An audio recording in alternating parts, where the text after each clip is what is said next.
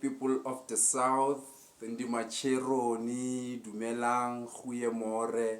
My name is Mohaukwebu and welcome to Banter with Mohaukwebu. In the spirit of creating light content, trying to make sure that you don't mess with how you feel, because creating content half of the time, immediately after you create or say that particular piece, for the first second hour, the emotions of that piece continues with you.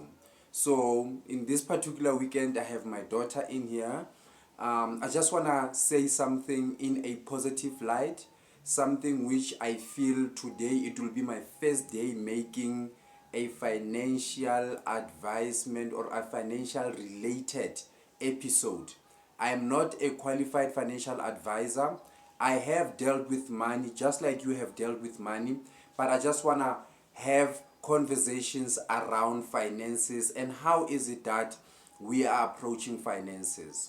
Last week, Showmax has just come up with a new show called Kuraf. This show, it is focusing on the importance of breadwinners and the challenges that they are facing. Strictly put, they're talking about black tax. For those of you who've been hearing the word and the term black tax and do not understand what does it mean, because I only feel like it's only in South Africa where we have this term black tax. It's when, as a young professional, you are going to spend your money back to your family. That particular expense, when usiza abantu basekhaya mabakudinga something, when there's a fence, when there's food, or when there's any support, financial support they need, that particular support, in this new term, it is called black tax. So I could have went in three different directions. Well, not say three different directions. I could have went in different directions, and the obvious one would say, yes, Showmax is back again, creating a toxic what you call show. There is right now adulting, which I've spoken to a lot of content creators, I've listened to a lot of panelists saying that we are seeing a trend of DSTV Showmax creating toxic content that have no value in how a black person should be groomed into adulthood. Right now we're seeing adulting, which is unfortunately one of the most soft porn that they have released. I had a chat with someone who saw a few episodes, or if it's one episode, who says they are necessarily having sex. They'll be just talking and then they'll be just getting into each other. So I could have went into that direction with this episode as well, but I thought this is a trend that a big multinational like a Showmax operation is producing. What is our responsibility as young black professionals in terms of taking care of our families? First of all, I believe that there is nothing like black tax. You as a black individual, you know ukuthi there's a saying that umuntu ngabantu. Umuntu, because unale batho ba bang ba ileng ba sacrifice hore o be teng, and part of those people that have sacrificed, it will be your parents, it will be your closest family, it will be your brothers, it will be your sisters, and it could be by extent your community that would have said, we don't want to have a crime ridden community. All we want here is to have a community that will have our young kids to grow up and become something. By extension, that community has sacrificed and make sure that their safety is taken care of by making sure that you have a safe place. Hello, baby. Do you want to say hi to the people? Hi. Bye. Bye. So now we have such things. So in my opinion, black tax or the word black tax is a derogatory term trying to say to a black man or a black woman who has made it in life, to say you should forget where you come from. And that's the reason why, instead of creating content that it is advocating for taking care of your family, the importance of families, and the importance of this unit called family, we have things like adulting, where young black people are exposing themselves into sexual, all those things that are happening. I am not taking that direction. Yes, we see that direction is taking place, but in this particular episode, I want us to talk about our finances as young black professionals. Personally, I am a person by the name is Mohau, meaning that it's someone that has sympathy. I feel your pain before you could even go deeper into it. So I'm that person that will sacrifice their cent to make sure that you are fine. But I have learned that when time goes on, I have to start being selfish to myself. I have to start making sure that I am well resourced first. I take myself as a government. A government without resources, it's not a government. Do you understand? So when we come to issues of black tax, I told you where I stand, but I want us to talk about this thing of us that says we can only feel that we matter when we have taken each and everything that we have. It can be clothes, it can even be our comfort, it can be even our sense of sanity.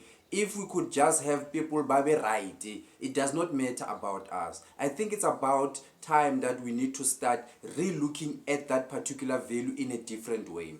I don't think even God would see it as a good thing, as a blessing, if you are giving someone your last bread, to say no, eat, mina ngizoba right, ngizobona ngizophuma kanjani. You are the one that wakes up in the morning to go to work.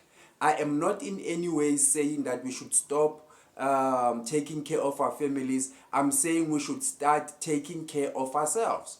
I'll let you know, people who have watched my episode will know that I am currently working hard on improving my credit score. And part of improving my credit score is to ensure that each and every week I'm going to my credit score account. I'm checking what types of entries that are there, what types of amounts that I think I could make. I start making phone calls. And guess what? The most important things that you'll find that are negatively affecting your credit score are things that you could take care of without even paying. Last week, after a probably 4 months, this year I was not checking anything. I went to Clear Score because it's for free, registered, and then they've got everything about me. All the credit that I have done and ran away from for all those years, they have it there, it's sitting there. I found three very mysterious negative entry that were in that account of mine that I knew exactly that no, laba bantu laba angibakoloti laba bantu. I don't owe these people, but why are they here? So what happened is that I had a DSTV account, and from that DSTV account, because I needed to relook at my finances differently, I decided to disconnect my DSTV account, the viewing account, and just be left with the Wi-Fi. So I called the customer care. I make sure that I let them know that in this month where I am currently fully paid, I would like to you guys to disconnect my services because I would like to discontinue with my relationship with you. It was not acrimonious. It was just me trying to relook at my finances and just say, guys, I just want to try something else, because I work in television. I understand that sometimes when you're trying to focus on certain things, television might affect you negatively. So I enjoy more of watching YouTube, podcast, audio podcast, listening to radio. That's more of what I like recently. I've been loving it, but I've focused on it right now. So there was no use of me to be paying for a decoder, and I'm not here in the house. But when I went to my clear score, credit score, I realized that there was a negative entry that says that there's a decoder payment and I'm owing 900 rand. I was like, no, I don't owe 900 rand. So I started making a communication to the DSTV people to say, guys, please explain this to me. First check if I owe anything. They say, no, you don't owe anything. So why do I have a negative entry in my credit score? Why do I have a negative entry in my credit score?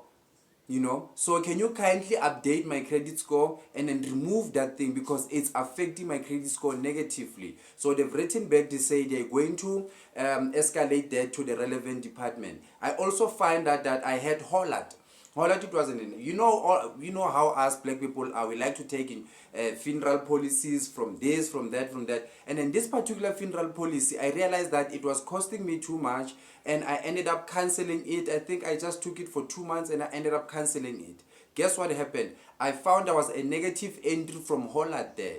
And I also found out there was a negative entry from another funeral policy I took from Outsurance. So what happened is that I started with Outsurance, gave them a call in the morning, gave them my policy number, said, I'm seeing you guys there negatively appearing there saying that I owe you. And then Outsurance within an hour got back to me and they say, we have contacted ICT, we have updated your score, we have updated your details there. You'll realize that if we appear there, the balance is zero. And within that particular minute I went in to check it, I realized that, oh yeah, it has been updated in April and then the account is zero. So why am I making these examples is that you can improve your credit score by literally going and checking what is it affecting, what is it that is affecting your credit score currently. Yes, you'll find that there are things that you know about. But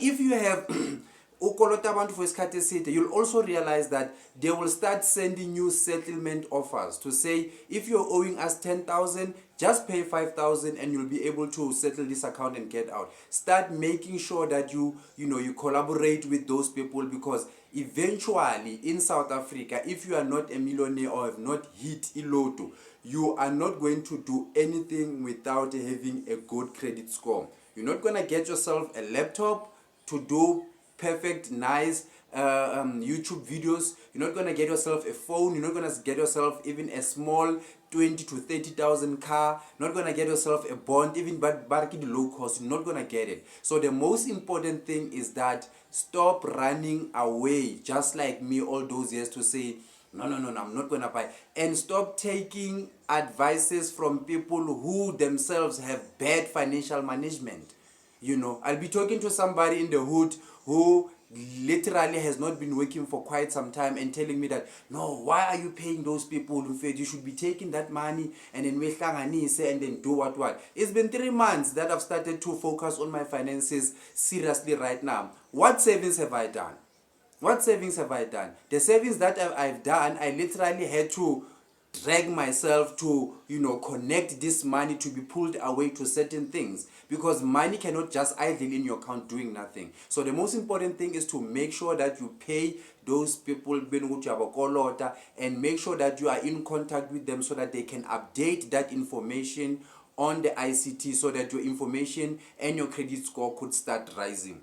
Right now, my credit score is seated at, I don't even want to talk about it because I'm not even confident about it. But I have taken, the moment to just put it there and monitor it. I want to see what are the differences that are going to happen when all these ones that are for free, your decoders that I'm going to take out, what's going to happen as soon as they disappear. And I'm starting now to say, now I'm expecting a particular amount from this particular individual for that particular project.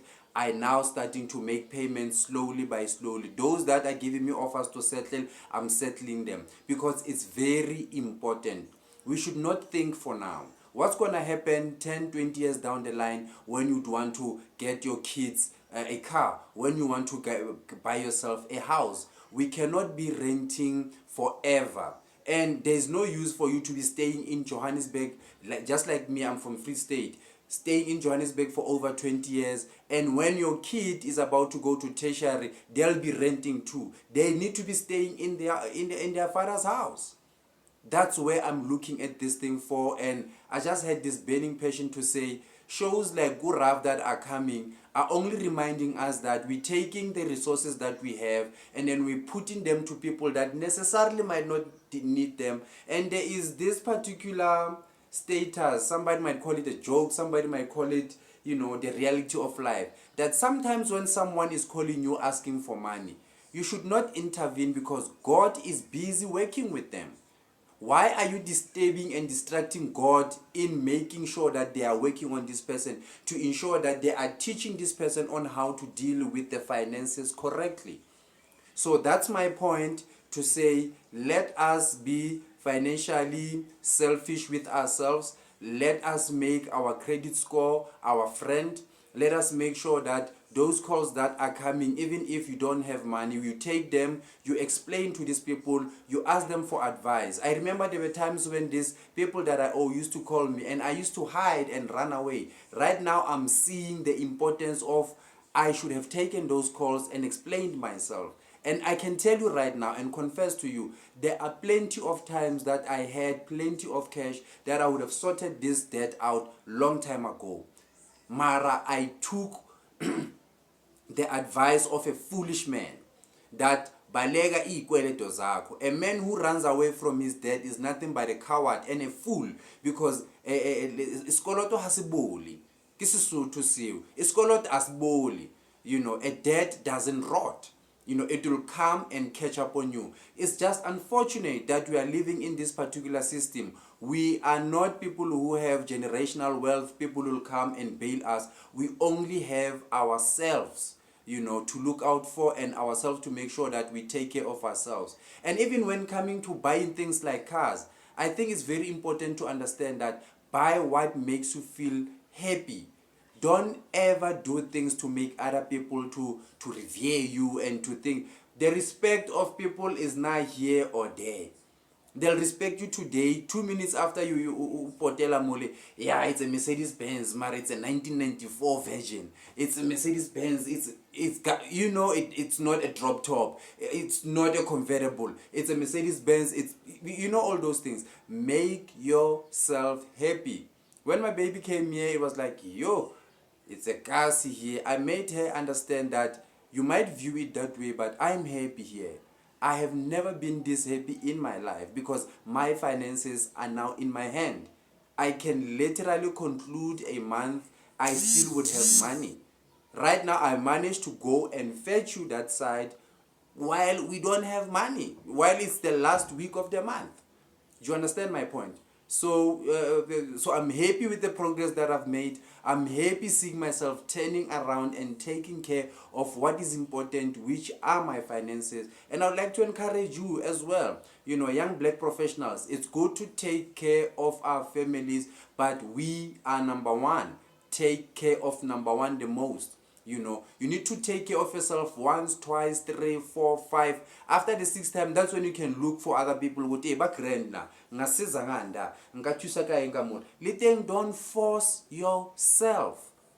Don't force your help to other people, because sometimes we give help because we want to be treated as gods, as a man, for unnecessary reasons. Do you understand that? So if you have you've been entrenched and then you have to take that money. You understand? Take the entire money and pay your debts, and you'll thank me later. Alright, there's a phone call coming in. Thank you so much for staying with me.